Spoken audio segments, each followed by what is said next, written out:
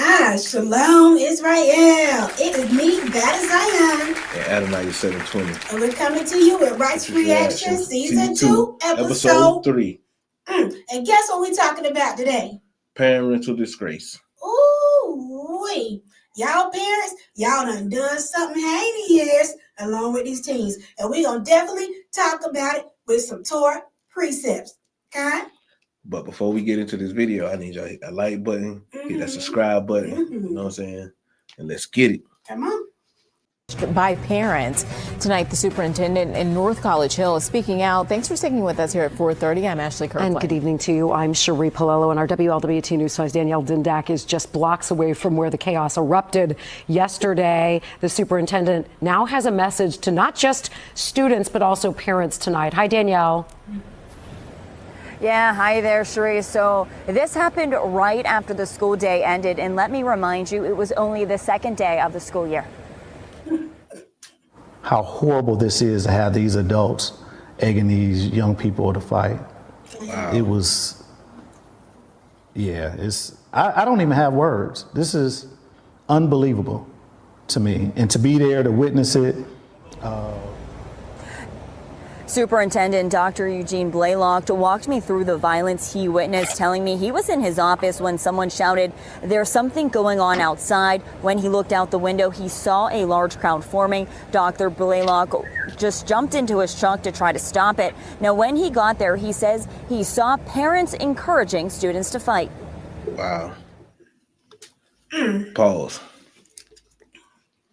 Hey, y'all already know how I get down. But I'm finna bring my first foundation scripture. We're gonna be coming from Torah law on this one. We'll be coming from Leviticus chapter 19, verse 16. Do not deal basely with your countrymen. Do not profit by the blood of your fellow. I am Yah. You shall not hate your kinfolk in your heart. Reprove your kinfolk, but incur no guilt because of him. And guess what? These parents incur guilt. Absolutely. They're egging their kids on to fight in the beginning of the school year. It's crazy. Absolutely. Only day 2. Kids ain't even got all their school supplies together, nor their Chromebooks, and y'all out there fighting this stuff. That's a shame. That is a shame. Now, I will say this, in light of this situation right here. I remember growing up and how the parents used to be on the phone and stuff because somebody done contacted them talking about somebody out there waiting for them to fight stuff. They'll tell you, hey, if you don't beat up such and such, I'm going to be at the bus stop waiting on you. And if you try to buck at me, I'm going to get your brother or your sister to get you. What happened to them days? Instead of you taking your behinds out there with half-dressed clothes on and daggone slides up there telling people, yeah, get them, make sure you get them, pull the hair and stuff like that. Come on now. Sad. You don't do that. That is not no righteous parents at all, family. Let's get to it. That I witnessed at least 3 adults encourage these students to fight. Not once. Pause. Let me go ahead and get this. Since you said it was these parents, right? 3 of them. Right? So we're going to move down to verse 18 of Leviticus chapter 19. You shall not take vengeance or bear a grudge against your countrymen. Love your fellow as yourself. I am Yah. That's right. Guess what? What? These parents didn't even do that. Of course they didn't. They didn't. They resorted to ratchet behavior. Just like what the title say, parental disgrace. And that's what they did. They disgraced their child and they embarrassed their child. I wonder if they finished school. Where they acting out there? They couldn't have, but let's get back to it. Let's go. But twice. So I saw them lock up, and then they broke it up, and then they encouraged them to continue to fight.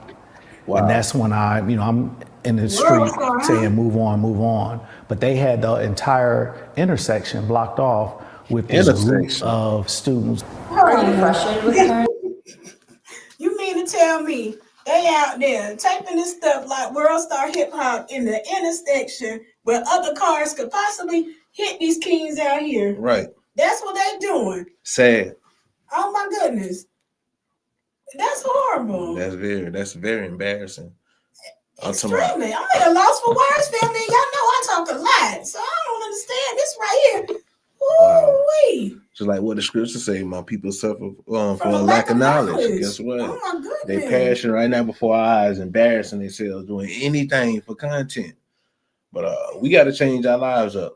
But absolutely. I got another foundational scripture. No, you're not. No, you're not. No, I can't beat them. Okay, I'll get mine in there because you're not about to push me like these mamas did the kids. You're not about to do that. Okay, so we're going to go to Deuteronomy chapter 6, verse 6 through 7. And it reads from the Torah as well. And these words which I command you this day shall be upon your heart. Facts. And you shall teach them diligently to your children. Facts. Now, family, after what we just witnessed, and we ain't even through the video, you can tell that these daggone parents, they ain't teaching nothing but violence towards these kids, and also out here portraying it amongst these kids by egging them on to do these things. Right. So, if you, one, don't even know right from wrong yourself, why are you even having children and trying to raise them up? Because apparently you're not teaching them to do the right thing. Y'all know me, I love kids. So, this right here, that ain't gonna fly. Not with me. No. Not with me. Come on now. No, so what y'all actually doing when you're doing things like this, parents on this video clip to include other parents who might be doing these things and they haven't gotten caught. What you are doing is teaching your children to have another child in oppression. Okay? Another child be taunted, okay? Not by just that child, but by you as an adult also. That's what you're doing. And y'all don't take kindly to threats like this. Wickedness and violence is all the same. Okay? Right. But that's all I wanted to say. Adonai, now would you like to bring your wisdom, sir? Let's get some more in the video then. Okay. Right now. If I could cuss right now, yes. Yes. I'm extremely frustrated. Not with all parents, but am I frustrated with those individuals? Yes, because that could have ended very bad for not only them, but the bystanders. What if somebody would have pulled out a gun? Once again, Dr. Blaylock not playing around here. He actually sent out this letter today to parents within the district saying there is a zero tolerance policy when it comes to violence. Reporting live, Danielle Dindak, WLWT News 5. So now I bring mine, you know what I'm saying? So what I'm going to say should have been in that note that the principal sent out.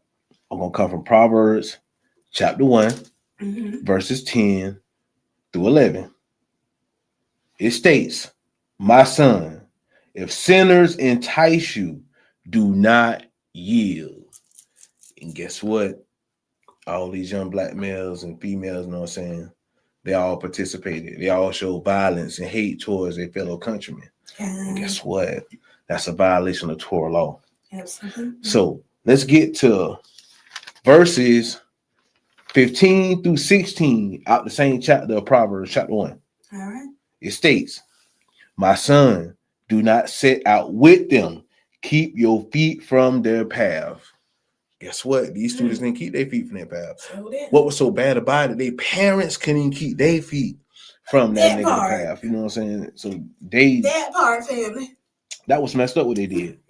So in verse 16 states, for their feet run to evil, and them parents' feet was quick to run to evil. Yep.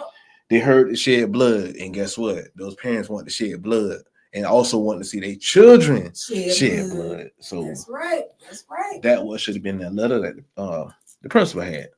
Yeah, it should have been up in there. Now, since you went ahead and went through Proverbs, are you done with your precepts? For not right now, because we still got some more of this video. Oh, okay. Well, can I say mine? Yeah. All right. So I'm in Proverbs as well, chapter 14, verse 29. And it's going to like piggyback off of what you said, Adonai.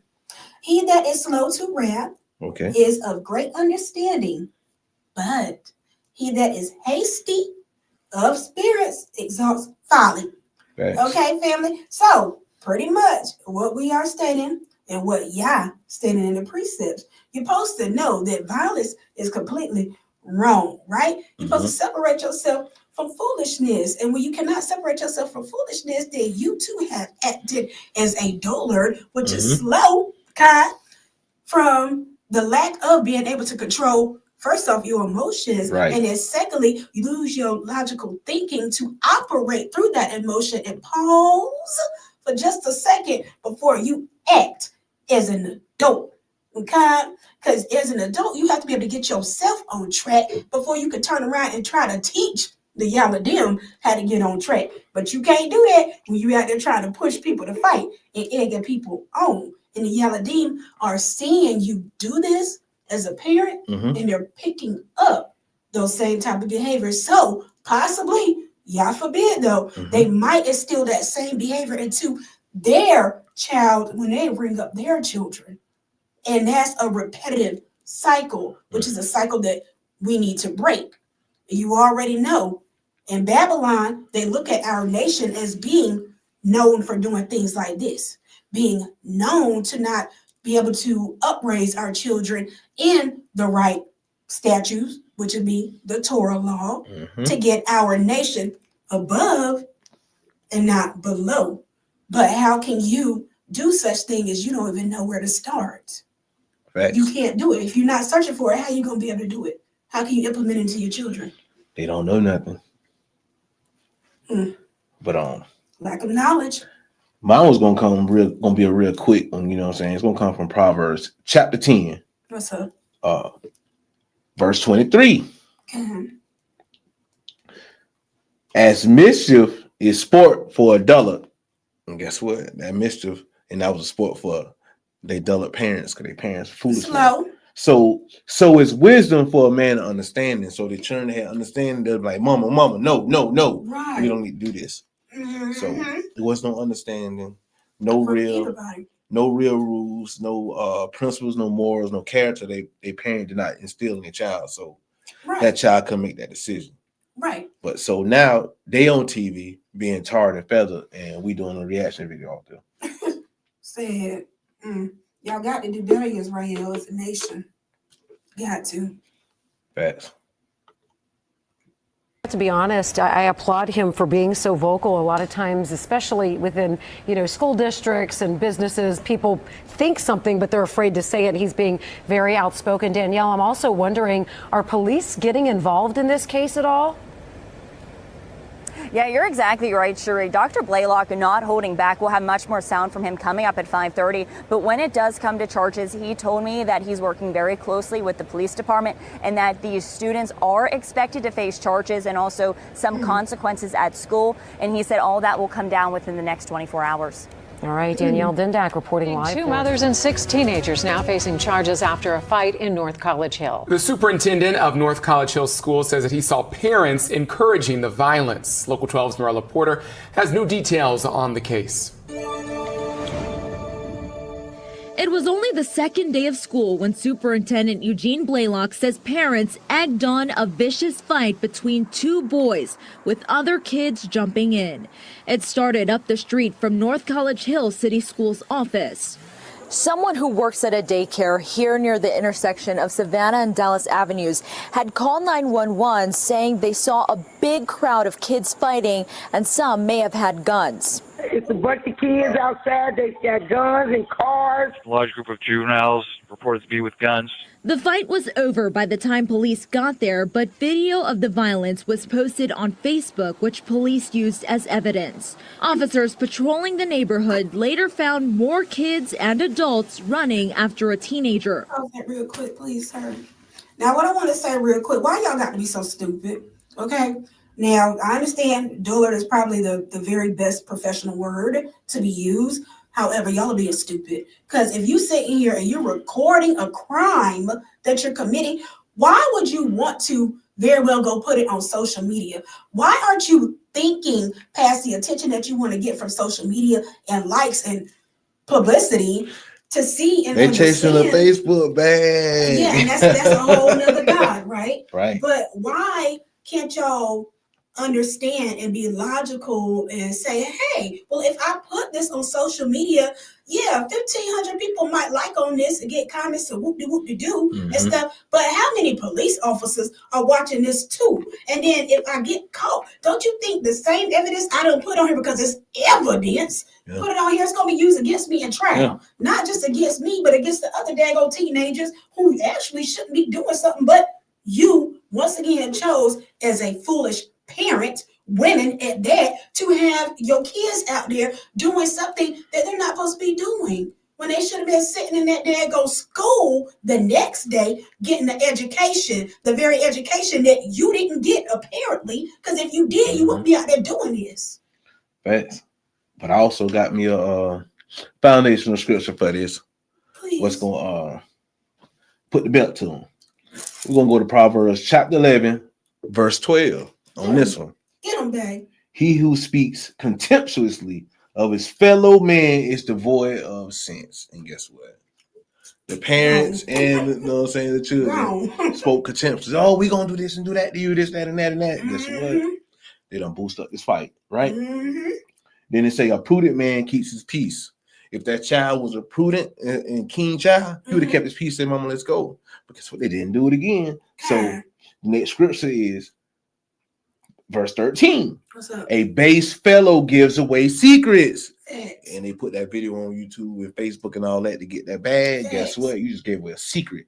So we're not going to omit the fact that they had them guns, right? Right. So you ain't too worried about your life. You ain't worried about everybody else's life that's amongst that little crowd and stuff. And you daggone show ain't worried about the bystanders, the innocent bystanders who may very well probably been watching this fight too, because y'all know how we do. Okay, been watching this stuff and didn't want to intervene, but they want to record it as well. Right.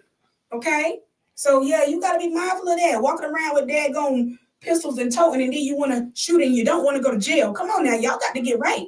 So that's why, like I say, that's why they made the video, right? Because they know they're going to get the Facebook ban, right? So we're going to jump down to verse 18 of chapter 11 of Proverbs. What's up? It say the wicked man earns illusory wages. See what I'm saying? So that's why they want that bad. They want that viral content bad, right? It states, he who sows righteousness has a true reward. A righteous person would have recorded, would have stopped by and watched it. They probably would have tried to stop it in the beginning, but it would have escalated. Everything they kind of just left. So you know what I'm saying? At the end of the day, men of crooked mind are abomination to y'all. Yeah, and that's why you got to be careful on who you associate yourself with, family. That's that saying, birds of a feather flock together. Y'all flock together, that means all y'all doing the same heinous, dumb stuff. When you're flocking together, because ain't none of y'all got no daggone sense. Right. You see how many of y'all was out there. But all right. 2 women are now facing charges for inciting violence, riot, disorderly conduct, and endangering children for their roles that day. 33-year-old Amina Gamble was in court Friday. There was a fight in North College Hill where parents were allegedly encouraging young people to engage in the fight. Her attorney denied the allegations. She was there trying to break up this fight. She was doing the right thing. She was preventing this from happening. 32-year-old Siobhan Long is the other mother charged. According to this report, she told police her son was jumped in the initial fight. She is one of the adults police found in the group after the fight. Long posted this on Facebook, saying her son and nephew were jumped and she was protecting them. 4 teens are charged with inciting violence, riot, and disorderly conduct. And 2 teens are charged with disorderly conduct for fighting and threatening. The chaos frustrating for the superintendent, who said nothing will change until parents start acting like adults. In North College Hill, Morella Porter, Local 12 News. All right, now I want to say one thing real quick, Adonai. Okay, so when she stated that she was protecting her son because her son and a nephew got jumped. Okay, I understand how that feeling can be to get wind of one of your children or both your children or whatnot being jumped. I understand the feeling there as a mother, okay? Right. However, you have to, once again, be able to control that emotion, because your emotions, when they flare up like that, you have to remember, family, they are very much temporary. You do not want to make permanent solutions from temporary emotions. Now, what I will say to the mother who actually said that's what she was doing now to protect her son because he got jumped or whatever the case may be. there's other ways to protect your child. Okay. The first way that you really need to sit down and protect your child is by calling the authority. That's the very first step. Okay. All right. Now, if I was in my old ways, had my old ways hat on, and not being the woman that I am now, I would definitely tell you to get some cousins and stuff and things like that and go handle that. But with me being in the position that I am, learning through life, okay, and dealing with my own children, okay, not situations like this, but dealing with my own children, I have to realize that emotional fire, flare up and things like that very much has to be diffused. You have to diffuse it so you can think calmly versus thinking from a mental state of confusion and clutter. Because the only thing that's going to come out of that is going to be wickedness, okay? Evil thoughts, evil actions in this case. But yes, as a parent, the best step you should have done was call the authorities, put it in the authorities' hand, and let them handle it. That would have been the best thing to do, because if the shoe was on the other foot and it was a whole nother nation, guess what? They're going to call the authority on you. Right. So I got a rundown for them. What's up? I will come from Proverbs chapter 12. I'll run down verses 15 to 22. Mm-hmm. Right. And this is going toward the parents and the child. Okay. Verse 15 states, the way of a fool is right in his own eyes. And the parents thought they was right. Mm-hmm. They very thought they was right. The children thought they was right in their own eyes. Mm-hmm. But it states, but the wise man accept advice. Y'all should accept advice from that principal and ran outside and say, keep it moving. Y'all didn't do it. Verse 16, a fool's vexation is known at once. Right? Okay. So we know they was in their feelings. They was angry. They was mad. They wanted to run around. They just wanted to cause hell. Guess what? They got embarrassed. Mm. And it states, but a clever man conceals his humiliation. See what I'm saying? So it says conceal that, ate that, you know what I'm saying? Mm-hmm. Left the scene. They didn't want to do that. Let's keep it going. He who testifies faithfully tells the truth, right? But a false witness, deceit. And them parents got on that stand. They go out there and they got their lawyer saying, oh, they were just trying to break it up, but it's all on camera. All on camera. So that's what I'm saying. They testified deceit. Mm-hmm. Let's keep it going. Verse 18. There is blunt talk like sword thrusts. And all that screaming and hollering they were doing, it was like a sharp sword and thrust. That's right. They saying this back to each other. Everybody saying something disrespectful to each other. You know what I'm saying? And it egg that fight on, right? It say, but the speech of the wise is healing. They could have said, I'm sorry, let's let this go, man. It's going to squash it. They didn't do that. Right? They didn't want to do that. So let's keep this rundown going, right? It say, truthful speech abides forever, right? A lying tongue, but for a moment. And guess what? When the police pull up on y'all and they were chasing that child and everything, they tried to say, oh, we were just watching it. We were trying to stop everything, that. Guess what? You're locked up. Yeah. Guess what? You was a liar. Let's keep it moving. Deceit is in the minds of those who plot evil. Them parents, when they got that phone call from that child and came up there, that was an evil plot. Absolutely. And the child plotted too. Then it moves on to say, for those who plan good, there is joy. They didn't plan no good in that. Because the parents just came pick that child up, went home, you know what I'm saying? And like you said, call authorities. I got with somebody in a higher position and fix the situation. But guess what? They didn't do it. Let's keep it moving.